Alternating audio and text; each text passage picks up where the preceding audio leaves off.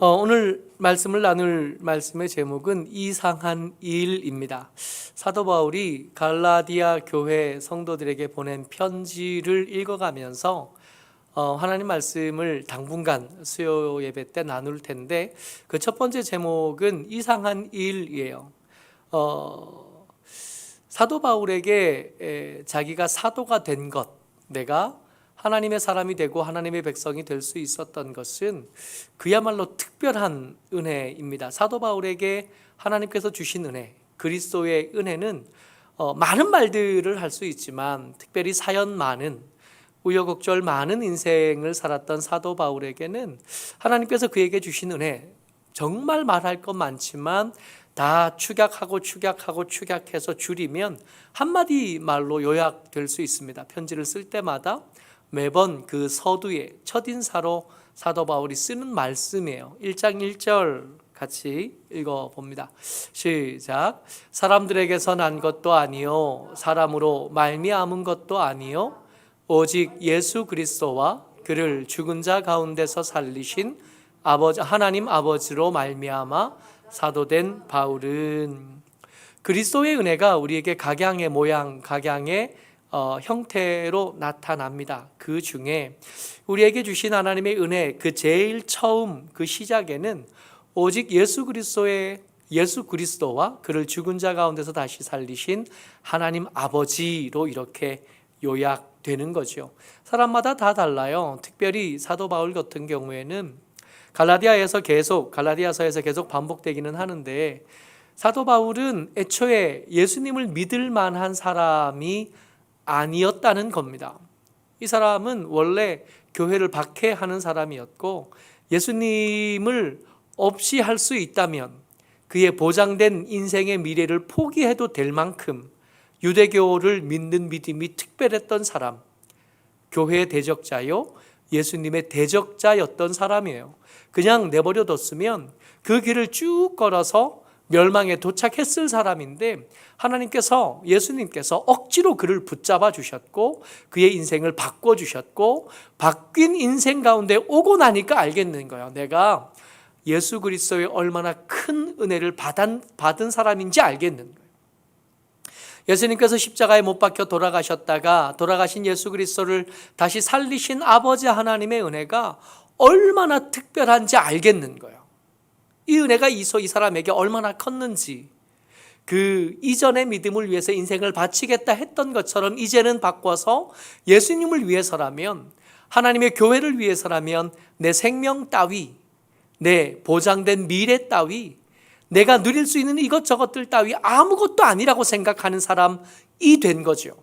그렇게 해서 복음을 전하러 다닌 거고, 그렇게 해서 복음을 전하는 중에 이 사도 바울, 그 헌신된 사람을 통해서 많은 사람들이 교회로 돌아오고 하나님에게로 돌아오고 하나님의 백성, 그리고 보장된 은혜, 생명, 영생을 얻게 된 특별한 교회들이 세워지게 된 겁니다. 갈라디아서를 쓰고 있잖아요. 이 갈라디아서의 이 믿음, 갈라디아 교회의 믿음도 마찬가지예요. 이 갈라디아 교회에 그리스도의 은혜가 전해졌는데, 이 은혜가 어떻게 전해졌냐면 사도 바울이 가슴에 안았던 그 감격, 하나님께서 내게 주셨던 은혜, 이 은혜를 만분의 1이라도 갚을 수 있다면 내 생명 따위 아무것도 아니야 라고 생각했던 그 헌신 때문에 예수 믿게 되어진 거거든요. 여러분 잘 새겨 들으셔야 됩니다. 우리의 믿음, 우리가 좋은 자질을 가져서, 우리가 기도를 많이 하거나 헌금을 많이 하거나 좋은 부모를 만나서 그런 거 아니라는 거예요.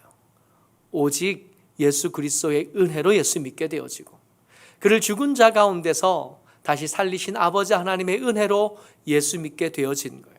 근데 이 은혜가 우리에게 올 때까지는 그 가운데 다리 역할을 해주는 사람들이 있었던 거죠. 그 가운데 통로 역할을 해주는 사람들이 있었던 겁니다.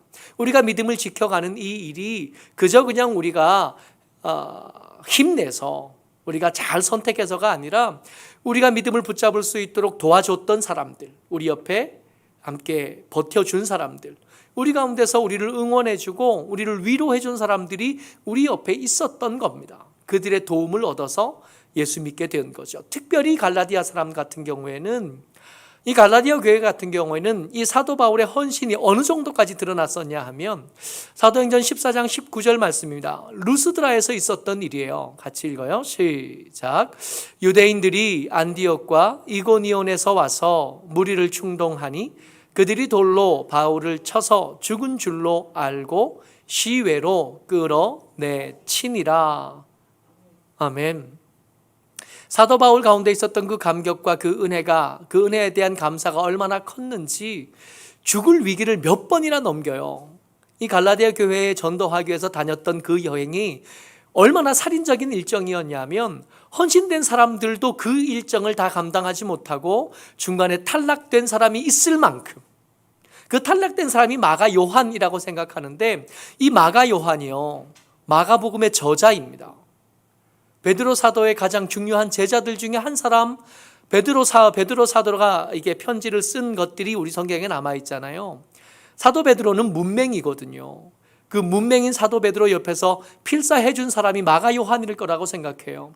이 정도로 헌신된 사람들도 그 일정을 함께 하다 보면 이게 너무 힘들어가지고 중간에 탈락될 수 있을 만큼 어려운 일정이었다고요. 죽을 만큼이 아니라 실제로 죽을 뻔한 위기를 몇 번이나 덮여서 당하면서까지 전해진 복음이에요. 그냥 온 복음이 아니라 수많은 사람들의 기도와 헌신과 수고를 힘입어서 얻은 믿음인 거죠.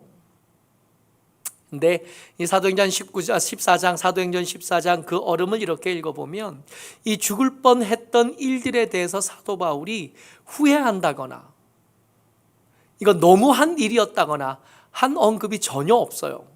없을 뿐만 아니라 그 죽을 뻔한 사도 바울이 루스드라를 떠났다가 다시 그 루스드라에 돌아오는데 그 사도 바울이 죽을 뻔한 그 장면을 봤던 그 성도들을 모아놓고 뭐라고 하냐 하면 하나님의 나라에 이르려면 이 정도의 고난 정도는 받아야 돼.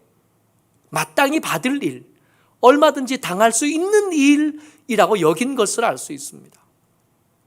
그러니까 우리에게 온 믿음 이렇게 귀중하다고요. 오늘 설교의 제목이 이상한 일이에요. 그 이상한 일 첫 번째가 뭐냐 하면 이렇게 귀중한 믿음인데 사람이 믿음을 귀하게 여기지 않는다는 겁니다. 이게 이상한 일이에요. 믿음이 우리에게 올 때, 이 그리스도의 은혜가 우리에게 올 때 그 치루어진 대가를 한번 생각해 보자고요. 예수님의 십자가가 있었고 그 죽음에서 다시 살리신 하나님의 은혜가 있었던 거 아니에요? 여기서 시작된 거 아니에요? 여기서 시작된 것뿐만 아니라 이것뿐만 아니라 우리에게 복음을 전하기 위해서 수고했던 사람들, 죽음의 위기도 기꺼이 감당했던 사람들이 있었고 그 사람들 통해서 얻은 믿음인가요? 이 믿음이 얼마나 귀해. 이 귀한 믿음을 사람들이 소홀하게 여긴다는 겁니다. 이게 오늘 우리가 나눌 이상한 일 첫 번째예요. 1장 6절 다시 한번 읽습니다. 시작. 그리스도의 은혜로 너희를 부르신 이를 이같이 속히 떠나 다른 복음을 따르는 것을 내가 이상하게 여기노라. 이상한 일이요. 여러분 갈라디아 교회에만 이런 이상한 일이 있는 게 아니라 예수 믿어 지금까지 믿음으로 사는 모든 사람들에게 이런 이상한 일들은 때를 따라 모양을 조금 다르게 하지만 다 우리에게 나타나요. 때때로 우리가 살아가다 보면 믿음보다 더 중요한 돈벌이 일도 생기고요. 믿음보다 더 중요한 건강 지키기도 생기고요. 믿음보다 더 무거운 관계의 어려움도 우리가 생겨요. 그러니까 살아가다 보면 믿음을 저버리는데 뭘 때문에 저버리냐 하면 돈 때문에 저버리는 거지. 믿음이 더 귀한데. 건강 때문에 믿음을 저버려요. 믿음이 더 귀한데. 관계 때문에 믿음이 흔들려요. 믿음이 더 중요한 건데 믿음이 든든하면 관계는 이게 죽어도 괜찮다고 생각한 거 아니에요? 사도 바울은. 그렇게 우리에게 믿음이 왔는데도 그 믿음이 귀한 줄을 모르고 사는 거예요. 그런데 이 믿음이 귀한 줄 모르고 속히 떠나는 이 이상한 일들 가운데 그저 그냥 우리의 모자람, 우리의 의지가 굳지 못함, 우리의 신실하지 못함만 있는 게 아니라 그 사이에 엉뚱한 다른 자들이 끼어 있다는 겁니다. 그러니까 우리가 못나서 믿음이 흔들린 것뿐만 아니라 안 그래도 못났는데 누군가 우리의 믿음이 흔들리도록 의도한 자들이 우리 사는 현장 가운데 우리의 믿음의 현장, 믿음의 그 일 가운데 있다는 거예요. 같이 읽습니다. 7절 말씀이요. 시작. 다른 복음은 없나니 다만 어떤 사람들이 너희를 교란하여 그리스도의 복음을 변하게 하려 함이라. 어떤 사람들이 등장하냐면 그야말로 어떤 사람들이 등장한 거예요. 이 어떤 사람들은 겉으로 하는 말과 숨긴 진짜 의도가 다른 사람들입니다. 겉으로 들은 말만 들어가지고는 이 사람들을 잘 몰라요. 이 사람들의 목적이 뭐냐 하면 우리의 건강을 빼앗으려는 게 목적이 아닙니다. 이들에게 우리의 재산이 목적이 아니에요. 이들에게 우리에게 있는 것들 중에 이들이 탐낼 만한 것들이 뭐냐 하면 그리스도의 복음, 우리가 그리스도의 은혜로 말미암아 얻은 믿음이 그들의 노림의 대상이 돼요. 이들이 뭘 하냐 하면 교란한다 그럽니다. 이 교란하다라는 단어가 자극하다, 괴롭히다, 평정을 방해하다, 휘젓다. 여러분, 왜 요즘에는 이거 잘 없잖아요. 옛날에 구정물통 있었어요. 집에 설거지하고 남은 물 그냥 버리기 아까우니까 이게 받아 놓잖아요. 근데 아침에 설거지한 물이 점심때쯤 되면 그 구정물이 이렇게 다 가라앉아요. 가라앉으면 이게 한번 썼던 물인 줄은 아무도 모를 만큼 위에 맑은 물만 떠 있는 거죠. 우리 믿음이 이렇거든. 우리 마음이 이래요. 근데 이렇게 가만히 놔두면 괜찮아. 맑은 물 이렇게 떠 있으니까 표시도 잘 안 나고. 근데 이 어떤 사람들이 와서 뭘 하냐면 우리의 믿음, 우리의 마음을 이렇게 한 대 친다는 겁니다.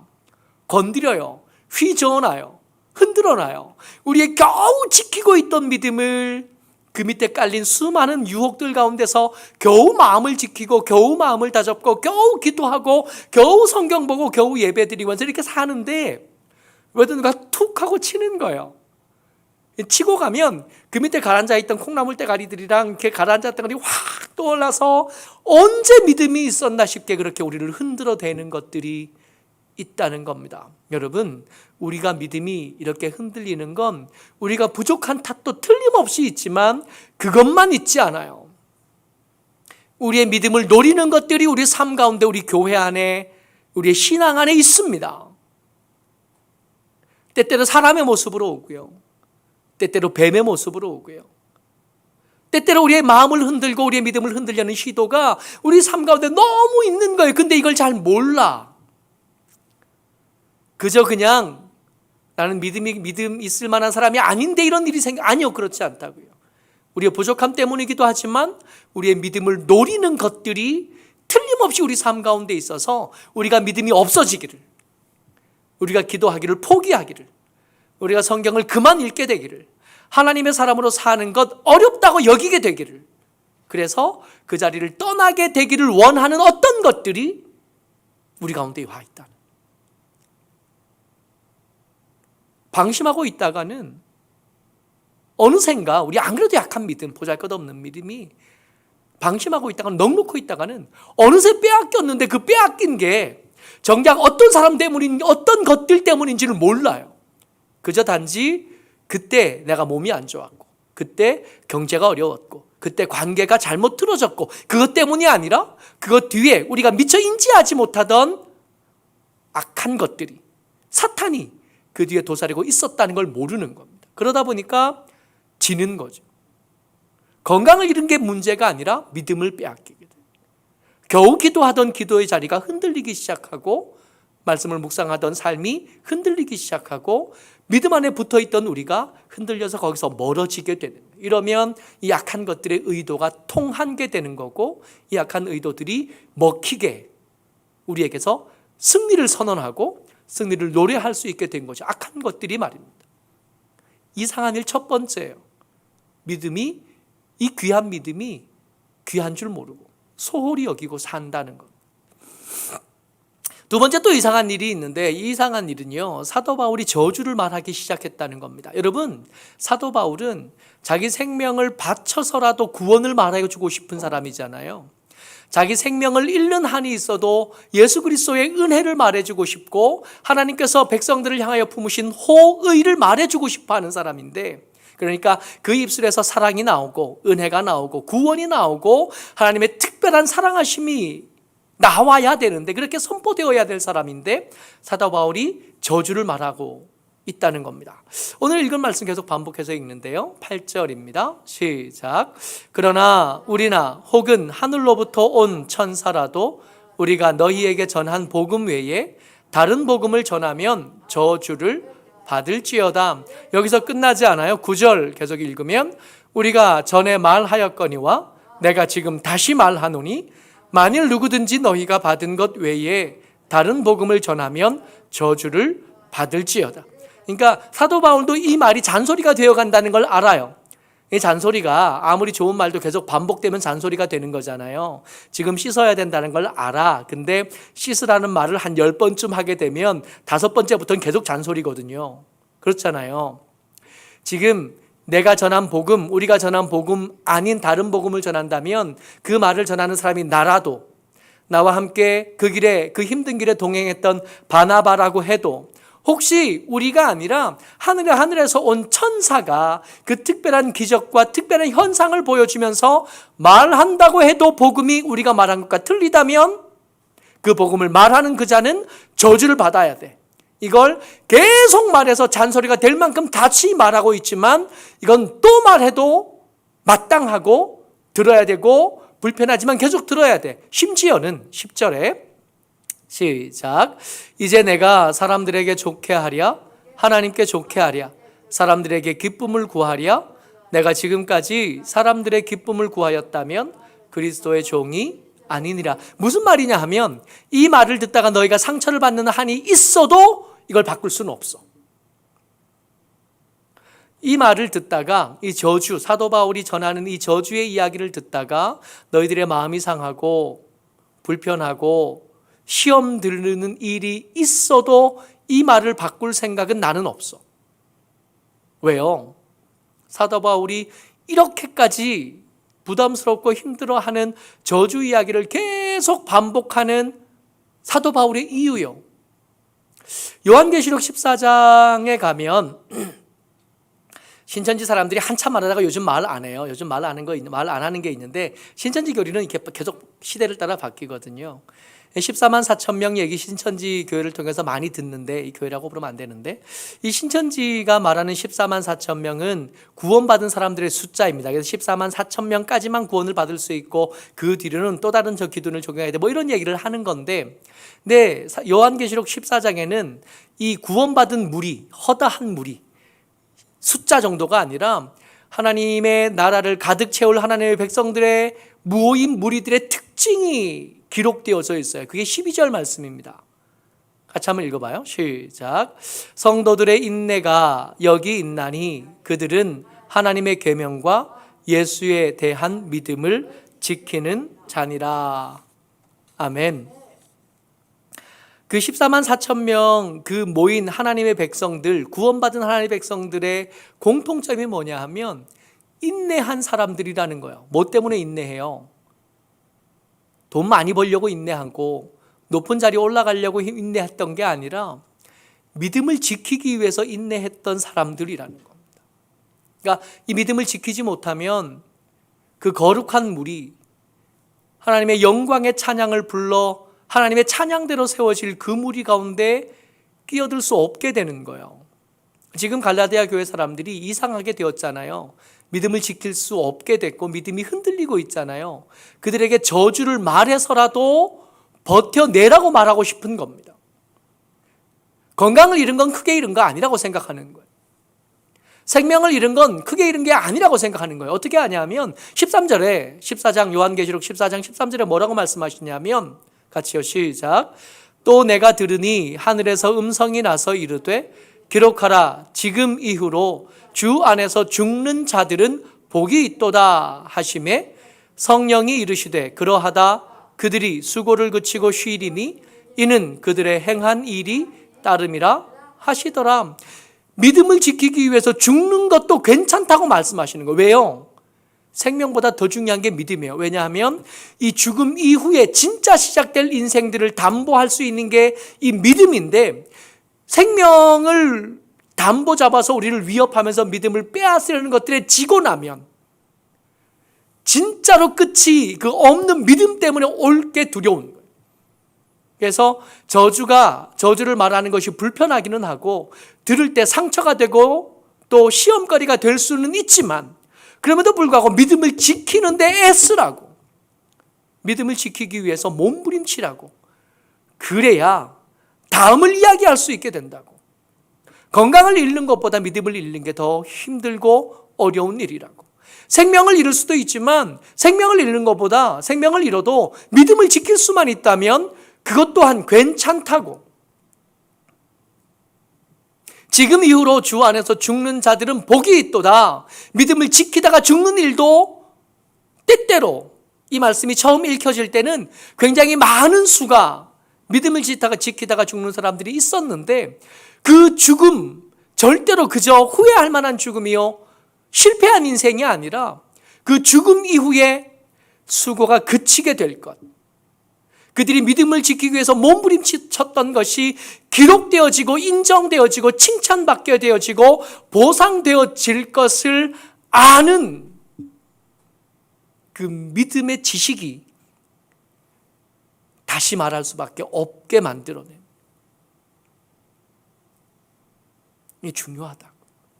우리의 생명보다 믿음이 중요하고, 우리의 재물보다 이 믿음이 중요하고, 우리의 어설픈 그 관계보다 믿음이 더 중요하다 말씀하고 계시는 겁니다. 그래서 사도 바울은 그 사랑을 말해야 될 입술로 기꺼이 저주를 말하는, 그 구원을 말해야 될 입술로 기꺼이 저주를 잔소리가 될 만큼 다시 해야 된다면 또 다시 기꺼이 말하겠다 하고 있는 겁니다.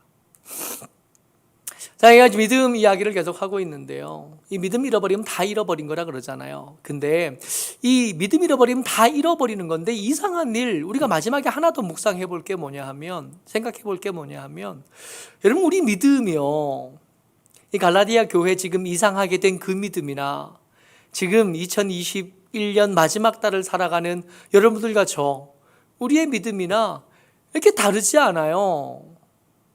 이렇게 속히 너희들이 얻은 그 믿음을 떠나는 그 이상한 갈라디아 교회 사람들이나 우리 믿음이나 보잘것없기는 매 한 가지이잖아요.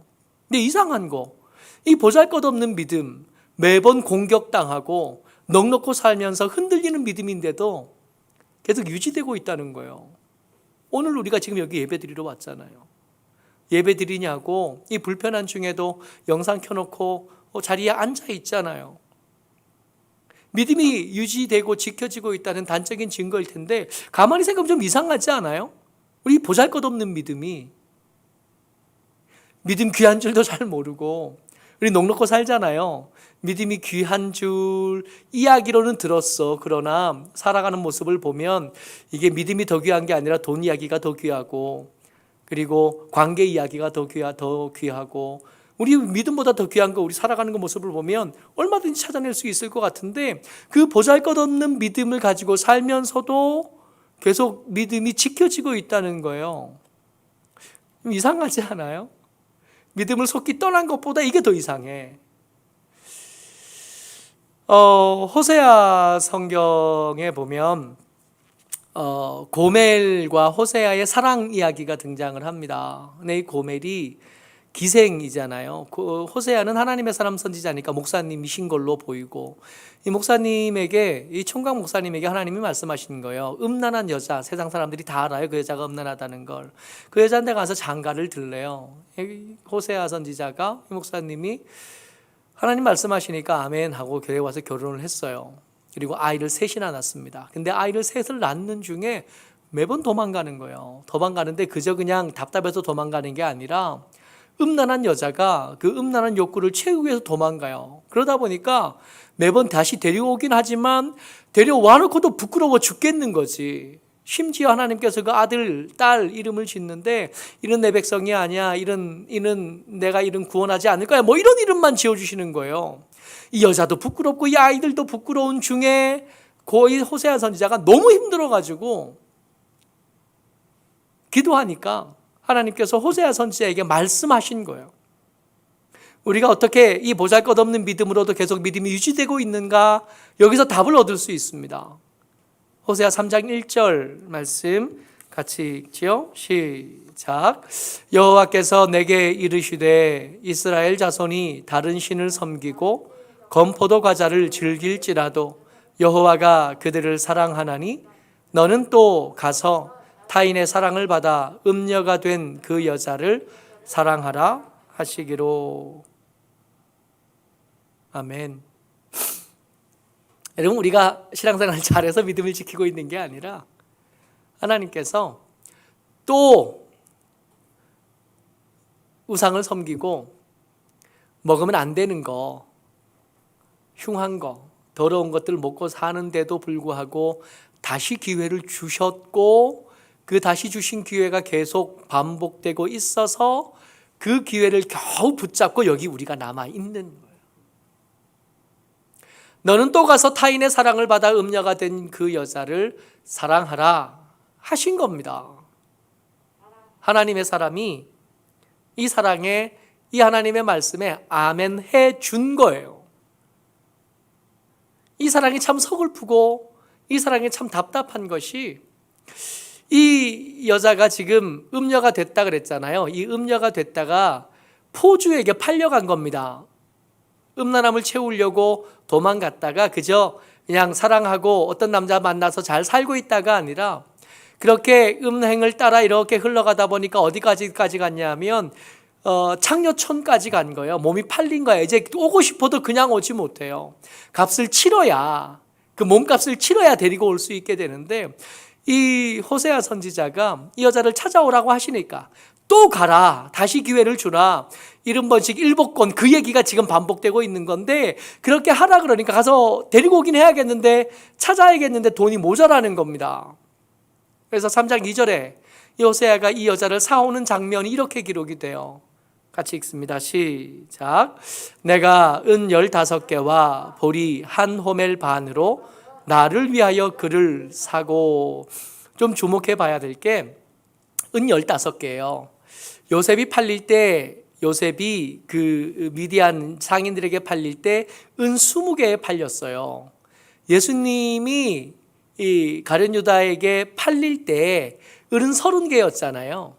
그 사이 어디쯤이니까 인 20개 사람 하나의 값이 은 20개와 30개 사이 어디쯤일 거라고 생각이 되는데, 지금 얼마 주고 샀냐 하면 은 15개 주고 샀대요.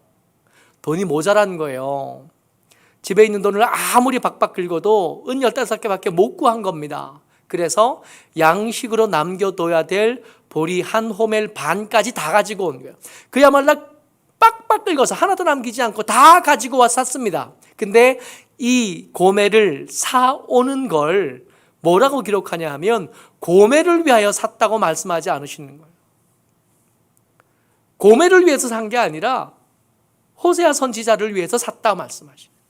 이걸 우리가 하나님의 음성으로 읽으니까, 하나님의 말씀으로 읽으니까 하나님을 위해서 나를 샀대요.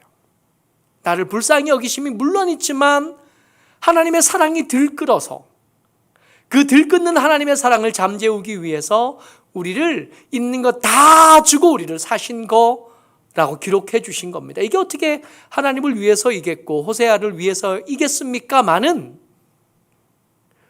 말씀해 주시는 거예요. 나를 위해서 널 산 거야.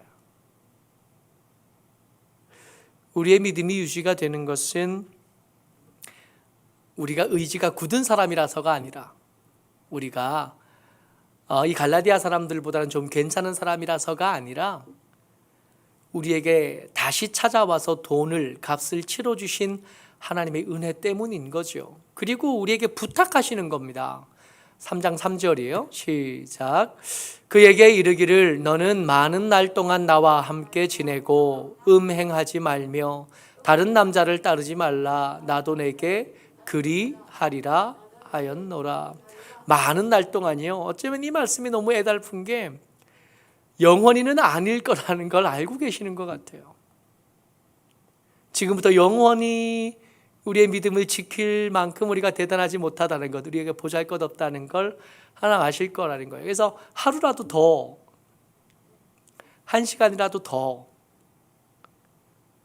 저번처럼 빨리 도망가지 말고, 저번에 한 달 만에 도망갔는데 이번 그러지 말고 한 달에서 하루라도 더 버텨보자고 말씀하고 계시는 겁니다. 이상한 일 이야기를 하는 거 있는데요. 이상한 일 첫 번째가 뭐였냐면 어렵게 얻은 믿음을 소홀하게 여긴다는 겁니다. 우리가 귀한 줄을 몰라요. 구원을 말하고 사랑을 말하고 은혜를 말해야 될 사도 바울이 저주를 말합니다. 왜냐하면 믿음을 잃어버리면 다 잃어버리겠으니까. 이 저주가 두려워서라도 멈췄으면 좋겠다는 간절함이 있으니까. 이 보잘것없는 믿음을 가지고도 돌아보니까 더 기도 많이 했던 때가 없지는 않아요. 그런데 그것보다 더 많은 날 동안 미련했고, 더 많은 날 동안 어리석었고, 더 많은 날 동안 여전히 모자랐는데, 그런데도 믿음이 끊어지지 않고 계속 유지됐던 것은 우리가 잘한 게 아니라 다시 또 찾아와서 값을 치르고 우리를 당신을 위해서 사주신 하나님의 은혜 때문인 거죠. 그러니까 어떡하라고요? 믿음을 소중히 여기고 살아보자고요. 우리에게 귀중한 건 많지만 그 중에 가장 귀한 건 믿음이라 말씀하시는 이 말씀에 아멘하고 믿음, 이거 귀중하게 여기면서 살아보자고요. 믿음을 지키는 일이 쉬운가? 아니요. 쉽지 않아요. 여전히 교회 안에 관계의 어려움이 있고 여전히 어려운 일들이 삶 가운데 여전히 있어요. 경제의 문제가 어렵고 삶의 문제가 어렵고 관계의 문제가 어렵습니다. 그럼에도 불구하고 믿음이 더 귀하니까 참아보자는, 그럼에도 불구하고 믿음이 너무 귀하니까 이거 믿음 지키고 인내하는 일이 생명을 잃는 한이 있어도 지킬 만한 가치가 있는 거니까 버텨보자고 말하고, 믿음이 귀합니다. 이 믿음이 너무 귀하고 너무 중요해서 사랑을 말하는 사도가 저주를 말해가면서까지 우리를 붙잡고 싶어하는, 어쩌록 저와 여러분들이 주의 은혜 가운데 믿음 소중한 줄 알고 믿음 귀한 줄 알고 살아가는 하나님의 사람들 다 되시기를 주의 이름으로 축복합니다. 아멘.